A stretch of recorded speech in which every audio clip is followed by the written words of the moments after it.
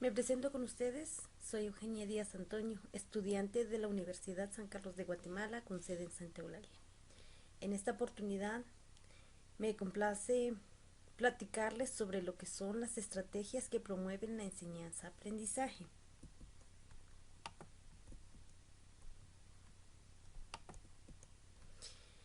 Acá tenemos las estrategias que promueven la enseñanza significativo. Sabemos bien de que en cada aprendizaje pues tenemos que abarcar en distintas estrategias y en esta oportunidad les estaré presentando 6 estrategias, lo que es el cuadro sinóptico, el cuadro comparativo, matriz de clasificación, la matriz de inducción, la técnica heurística V y la correlación. El primer tema que es el cuadro sinóptico. Hemos escuchado bastante sobre lo que es el cuadro, pero en sí cómo utilizarlo, acá les presento. ¿Qué es? Pues nos dice que el cuadro sinóptico es una organización gráfico muy utilizado, ya que permite organizar y clasificar las informaciones. Se caracteriza por organizar los conceptos de lo general a lo particular y de izquierda a derecha en orden jerárquico, para clasificar la información de acuerdo a lo que se va a utilizar. ¿Cómo se realiza? Bien, tenemos 4 incisos. El primer inciso nos dice que se tiene que identificar los conceptos generales o inclusivos. El segundo inciso, se derivan los conceptos secundarios o subordinarios. El tercer inciso, se caracterizan los conceptos establecidos relacionando la jerarquía.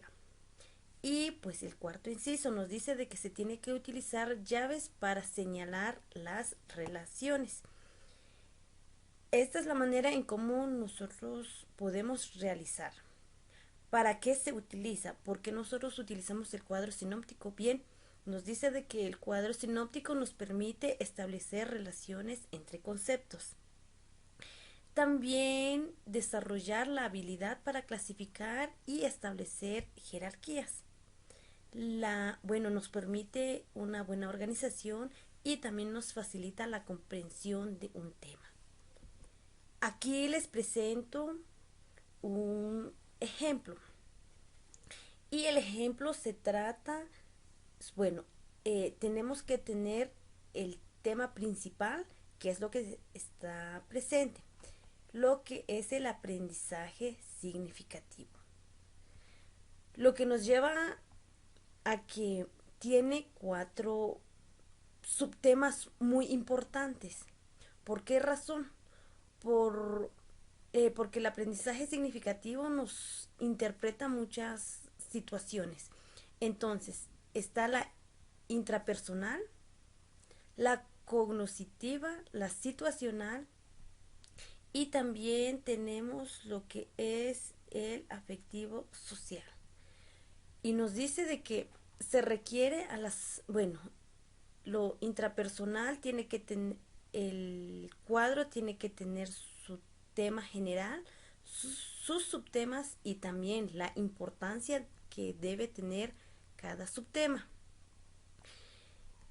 Eso es lo que nos dice y se refiere a los factores, lo interna personal se refiere a los factores internos de los alumnos, incluyendo las variedades. Esto es decir, que nos estamos refiriendo al aprendizaje significativo. Viene lo cognitivo, que incluye los factores en intelectuales objetivos, las variedades de las estructuras cognitivas. La situacional pues nos dice de que incluye la práctica, que se refiere a la frecuencia de la distribución y el método para realimentación de los aprendizajes. Y pues en lo social remite a la motivación, a las actitudes personales, a los factores del grupo, tanto social y las características de un profesor. Lo anterior, el cuadro sinóptico. Ahora, el cuadro comparativo. ¿Qué es el cuadro comparativo? Pues nos dice de que es una estrategia que permite identificar las semejanzas de diferencias de dos o más objetos o hechos. Eso es lo que nos quiere decir. ¿Cómo lo podemos realizar? Pues lo mismo, tiene 4 incisos. El primer inciso identifica los elementos que se desea comparar. Tenemos que ver cuáles son los temas para poder hacer un cuadro comparativo. El segundo inciso se marcan se marcan los parámetros a comparar. Y el tercer inciso se identifica y describe cuáles son las características de cada objetivo o cuál es el evento que nosotros queremos realizar o cuáles son los temas a tratar.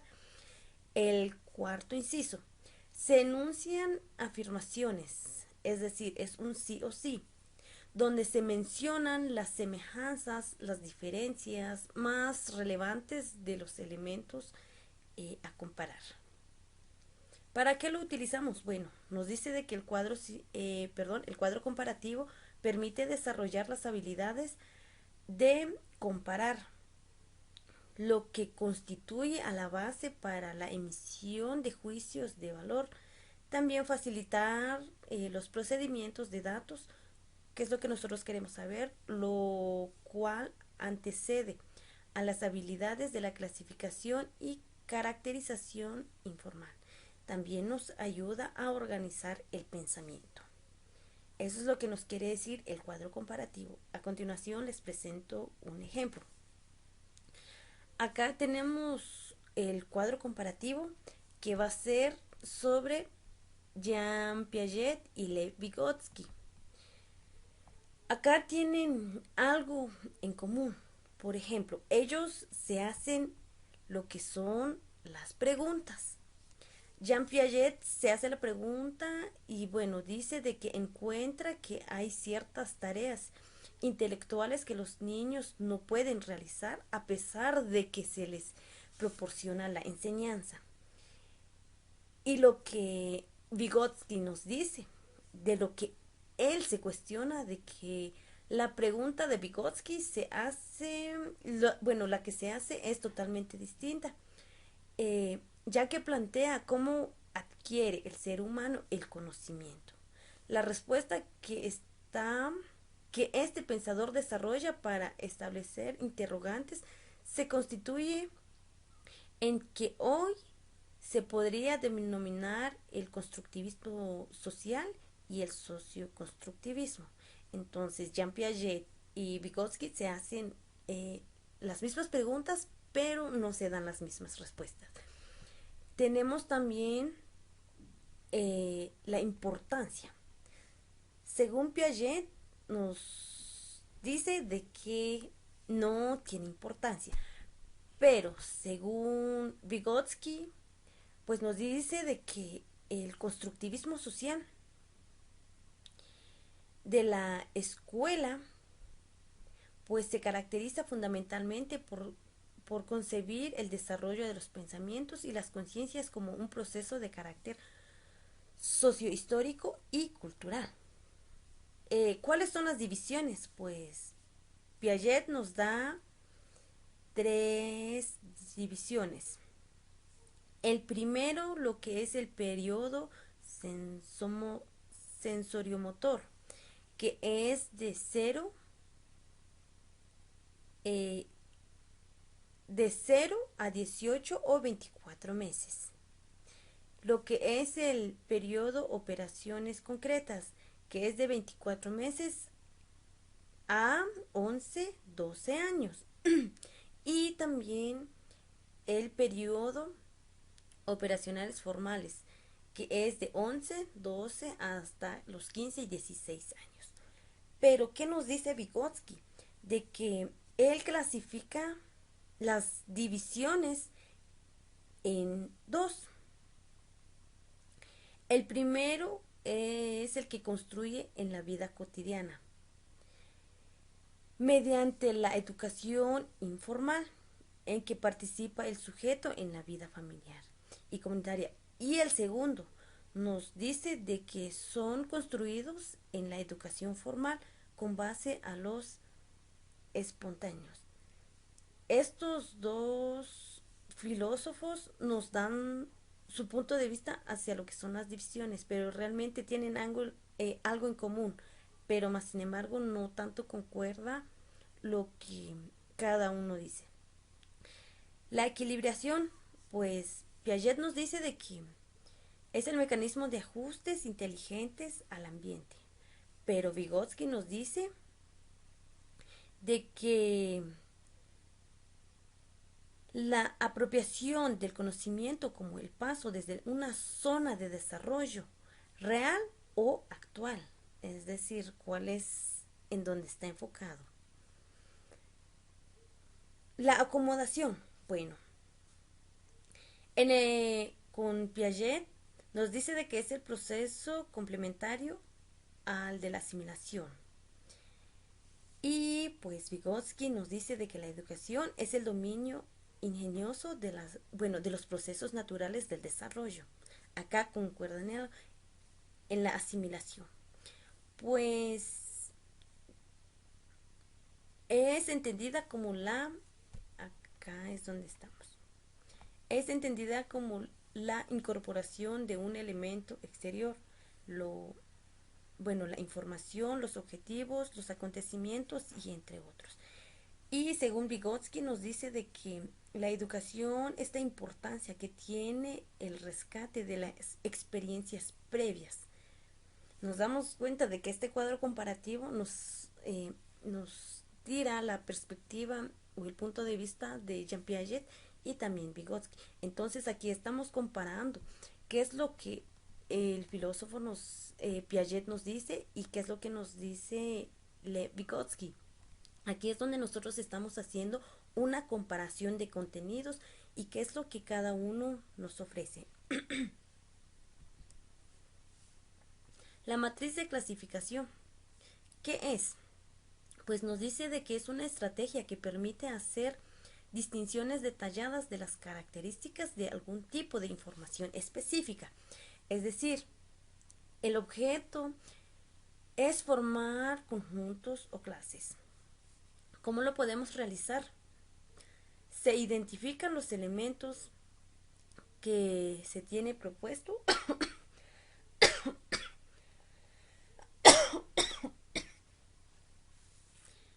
y nos da también los incisos de que también tenemos que organizar los elementos en los grupos iniciales.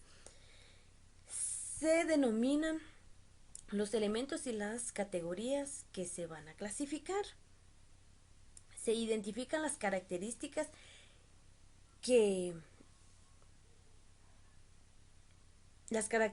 y los elementos, las necesidades y las categorías. También se da una conclusión de los resultados de las clasificaciones de los elementos. Pero para esto, ¿o para qué se va a utilizar? Bueno, la matriz de clasificación nos permite llegar a determinar detalles que a simple vista no podríamos determinar. También agrupar las clases determinadas o no, dependiendo del interés del trabajo que estemos desarrollando. Es muy útil esta estrategia, ya que nos permite analizar datos cualitativos. A continuación les presento un ejemplo. Y vamos a hablar sobre el constructivismo de Jean Piaget. Tenemos acá las estructuras mentales, las aportaciones, Jean Piaget.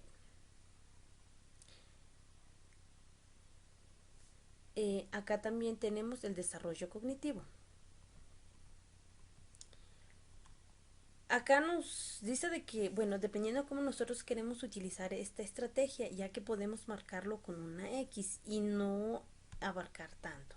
Las operaciones concretas son sus aportaciones. Acá no aparece, acá tampoco. Entonces, acá es donde marcamos con una X el desarrollo cognitivo. La pedagogía son sus aportaciones.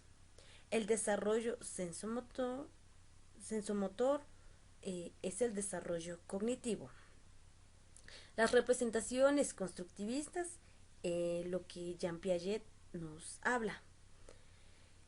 La educación son sus aportaciones y también, pues obviamente, es del autor Jean Piaget. Sus pensamientos simbólicos, pues es es la estructura mental. Acá, ¿cuál es la conclusión que le damos? Es la base de la educación.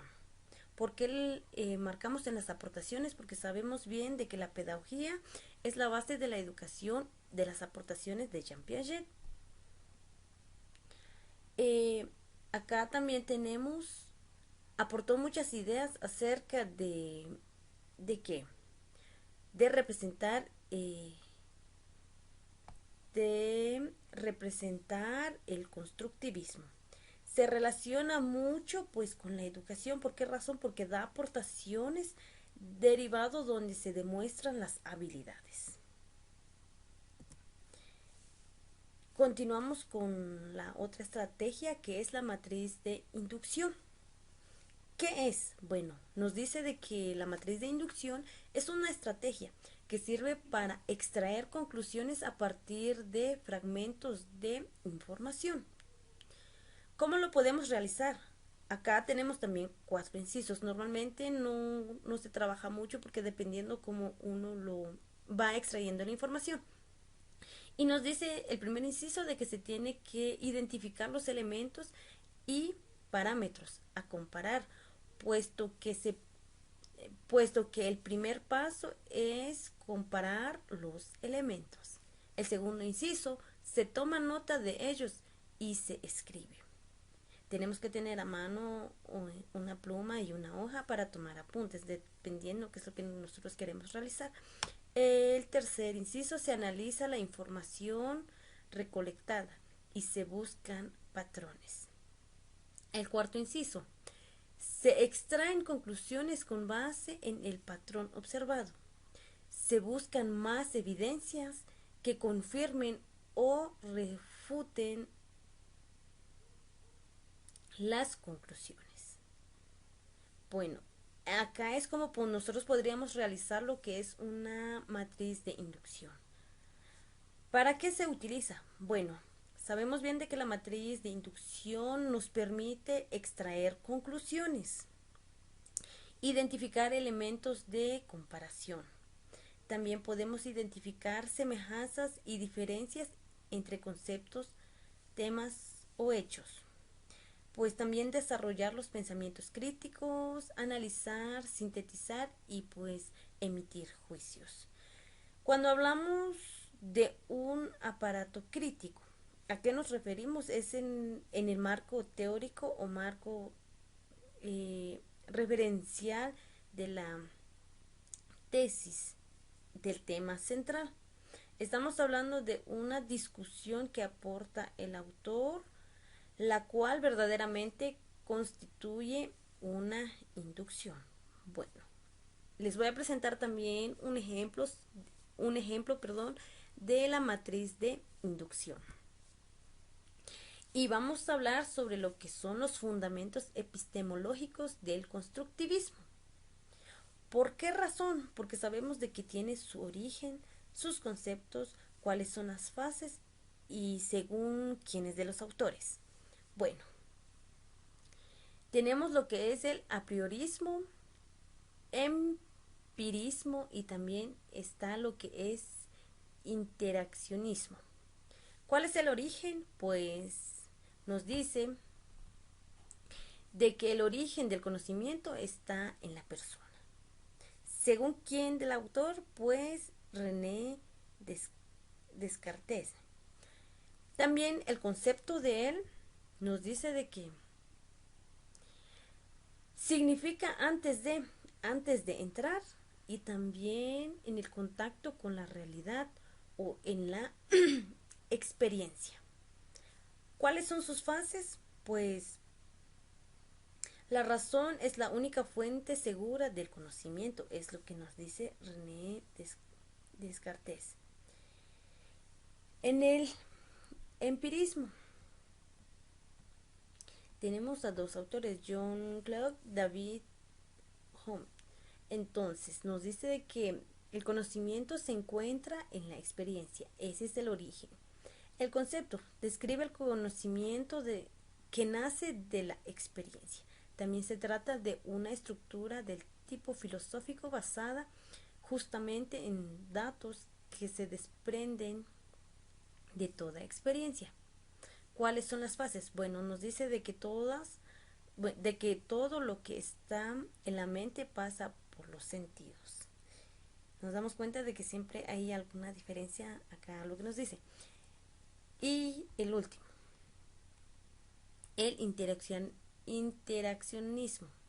Nos dice el origen del conocimiento es el producto de las relaciones e interacciones entre el sujeto que pretende conocer o el objeto que se dé a conocer. El concepto es un proceso pues por medio del cual cada vez se conoce mejor, porque el conocimiento nunca es acabado. ¿Cuáles son sus frases? El conocimiento no consiste en un proceso educativo que aparte de la idea innata como enseñanza de relacionalismo ni en una producción de la experiencia como lo declaró el empirismo. Eso es de lo que nos trata la otra estrategia. También tenemos la técnica de heurística, lo que es la V de Gowing. ¿Qué es? Pues nos dice de que también es una estrategia que sirve para adquirir conocimientos sobre el propio conocimiento y sobre cómo éste construye y utiliza. ¿Cuál es su uso? Pues se recomienda para situaciones prácticas en las que los alumnos tengan contacto directo con los fenómenos a las situaciones observables.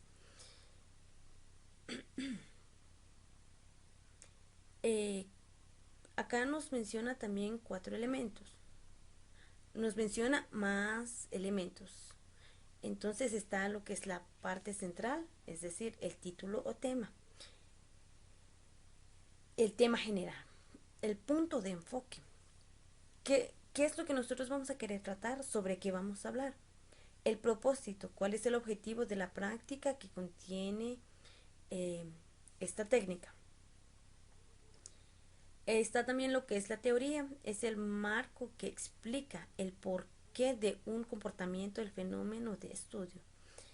Están los conceptos, son palabras claves o ideas principales que no se comprenden. Las hipótesis, que nos dice que es una suposición que resulta a la observación. El material, lista de de los requisitos para la práctica específica de todo tipo de esto. Y a continuación les voy a presentar la técnica heurística V. Pero sin antes continuar, nos dice cómo lo vamos a poder realizar. Pues se presenta a los alumnos una situación o un fenómeno real. Se presenta la técnica V para que los alumnos comiencen a organizar sus pensamientos, sepan hacia dónde dirigir el estudio y cómo registrar las observaciones realizadas. Se describe cada una de las secciones que conforman la técnica. Se sigue la secuencia prestada anteriormente. Bueno, ¿para qué se utiliza? La técnica heurística nos dice de que es para desarrollar la metacognición organizar los procesos para desarrollar un proyecto y también favorece el uso del método científico tradicional. Pero también es factible aplicarlos, bueno, en las ciencias sociales. Acá tenemos el ejemplo eh, heurística. Y comenzamos con lo principal, el tema general. ¿Sobre qué vamos a hablar? Bueno, acá vamos a hablar sobre el constructivismo social de Lev Vygotsky. Este es el tema general, pero para continuar tenemos que hacer las preguntas centrales, que son estas. ¿Cuál importante del contexto social es la propuesta de Vygotsky? ¿Qué es la construcción mental de los conceptos? ¿Qué es la mediación pedagógica? Entonces, en esta parte, al lado izquierdo, vamos a tener lo que es el dominio conceptual. Lo que el estudiante ya sabe antes de seguir con la otra parte. Entonces, en la primera pregunta, el alumno responde. Respuesta número 1. En la segunda pregunta, también tiene que responder. En la tercera pregunta, tiene que responder. Teniendo ya este dominio conceptual, lo que el estudiante sabe, pasamos al lado derecho, lo que es el dominio metodológico. Terminando de que ellos respondan, nosotros podemos pasar alguna hoja sobre el tema, donde va generalizado lo más importante sobre el constructivismo social de Lev Vygotsky. Entonces, en la primera pregunta, se le tiene que dar la respuesta exacta y nos dice que el constructivismo social de la escuela de Vygotskiana se caracteriza fundamentalmente por concebir el desarrollo del pensamiento y la conciencia como un proceso de carácter social, histórico y cultural. La respuesta número 2. Vygotsky clasifica los conceptos en dos dimensiones, los espontáneos y los científicos, que también nos dice que los primeros se construyen en la vida cotidiana mediante la educación informal en la que participan los sujetos en la vida familiar y comunitaria. El segundo nos dice que son construidos en la educación formal con base a lo espontáneo. Y la respuesta número 3, que la mediación es una forma de interacción entre las personas de expresiones en distintas en cuanto al nivel de los conocimientos, dependiendo cuál es la pregunta y sobre el tema que vamos a tratar. Tenemos también la última estrategia, que es la correlación. Y nos dice que la correlación es un diagrama semejante a un modelo atómico donde se relacionan entre sí los conceptos o acontecimientos de un tema. ¿Cómo se realiza? Pues bien, tenemos 4 incisos. La principal característica de este diagrama es jerárquica de los conceptos. El segundo inciso, en el círculo central marcado se anota el tema y el concepto principal. El otro inciso, en los círculos de la parte inferior se anotan, dependiendo qué es lo que nosotros vamos a utilizar, se anotan los conceptos subordinados al tema principal. ¿Para qué se utiliza? Bueno, la correlación nos permite identificar conceptos o ideas claves de un texto y establecer relaciones entre ellos. También interpretar y comprender la lectura realizada. Promover los pensamientos lógicos, insertar nuevos conocimientos en la propia estructura del pensamiento, organizar el pensamiento y también llevar a cabo un estudio eficaz. Acá tenemos el ejemplo. Nuestro tema central va a ser fundamentos epistemológicos del constructivismo. ¿Por qué razón? Porque de este tema se desglosa 3: el apriorismo, el empirismo y el interaccionismo. Estos tres temas tienen su propio contenido. El apriorismo nos dice de que explica el conocimiento como algo innato. Estamos adquiriendo conocimiento, pero también estamos interpretando cada concepto. De acuerdo con Platón, el ser humano se divide en dos partes. Por un lado, el cuerpo que fluye y está ligado a los sentidos. Por lo tanto, es pasajero y como tal. Es decir, los conocimientos de poco fiar. El empirismo también nos dice de que es el campo educativo que ha tenido bastante influencia. Muy común escuchar a los educadores definir las tesis. ¿Sobre qué? Para los niños ejemplificar los concretos conocimientos del constructivismo que tienen. Y también tenemos el interaccionalismo, que su contenido nos dice de que es el punto de vista del conocimiento de la persona que intenta conocer algo, actuar sobre el objeto. Entonces, ¿cómo podemos realizar esto? Tenemos que desglosarnos del tema central.